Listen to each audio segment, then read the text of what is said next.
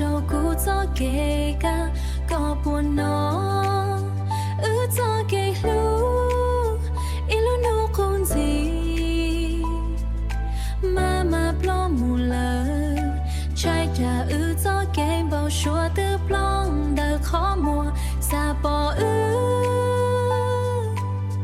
nhìn trời yêu đùa. Where are you now? Có nhớ khó từ. Where are you now? Bây giờ tôi ya cho nhau hậu của tôi kèm bao xua xứ, ta chỉ nó có nhớ khó từ. Lo có chùa yo ý đầy đua hậu của chia xứ. Where are you now? Atlantis.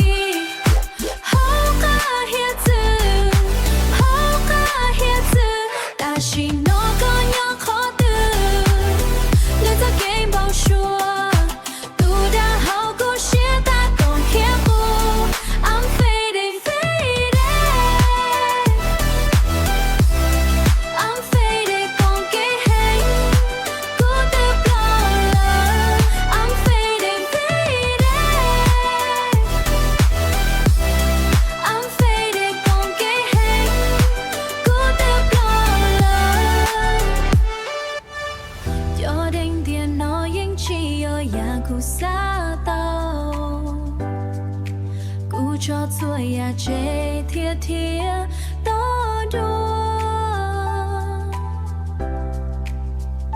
kênh chia to mù ít gì hào hiết dư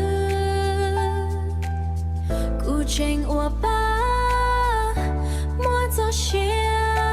Where are you now?